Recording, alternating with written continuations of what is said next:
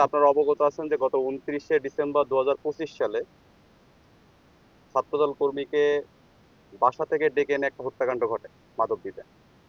তার নাম হচ্ছে আপনার জাহিদুল ইসলাম, তার বাবার নাম মোশাররফ হোসেন।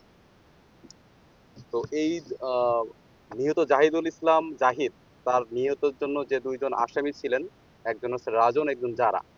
সিপিসি সিপিএসসি নরসিংদী এবং সিপিসি 1 কুষ্টিয়া যৌথ অভিযান পরিচালনা করে গতকাল আনুমানিক 3টা 45 মিনিটে আমরা কুষ্টিয়া সদরাধীন বটতল এলাকার ভাদালিয়া এলাকা থেকে তাকে আমরা অ্যারেস্ট করতে সক্ষম হই। তো ঘটনার প্রেক্ষাপট সম্পর্কে আপনাদের একটু জানার দরকার। তো যেদিন তিনি নিহত হন সেদিন তাকে বিভিন্ন পত্রপত্রিকায় আসছে, আপনারা দেখছেন যে তাকে ফোন করে ডেকে নিয়ে যাওয়া হয়েছে। এটা হচ্ছে আপনার মাধবদী এলাকার নওপাড়া এলাকাতে।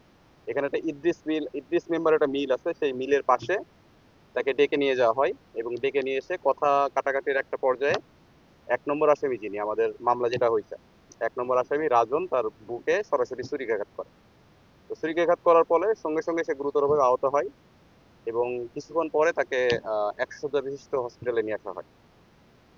নরসিংদীতে তাকে নিয়ে আসা হয়। নিয়ে আসার পরে কর্তব্যরত যিনি ডাক্তার ছিলেন তিনি তাকে মৃত বলে ঘোষণা করেন।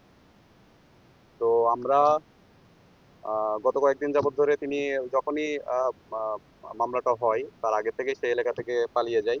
বিভিন্ন জায়গায় তাকে আমরা বিভিন্নভাবে খোঁজার ট্রাই করছি, ম্যানুয়ালি, টেকনিক্যালি। তো পরবর্তীতে আমরা সিপিসি নরসিংদী অর্থাৎ র্যাব 11 এবং র্যাব 12 এর একটা অভিযাত্রিক দল সিপিসি 1 কুষ্টিয়া থেকে গতকালকে আমরা তাকে অ্যারেস্ট করতে সক্ষম হই। রাজন এবং যারা, দুইজনই আপনার হচ্ছে মাধবী থানাতে আছে। ধন্যবাদ। ক্রিয়াধীন মানে তদন্তাধীন।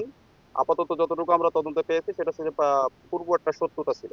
তো এটা আরো বেশি তদন্ত হবে এবং এর ভিতরে যদি কোনো নাম আসে আমরা অভিযান পরিচালনা করবো। মোটামুটি আমাদের পিসিবি চেক করা হয়েছে, 3টা পাওয়া গেছে এখনো পর্যন্ত।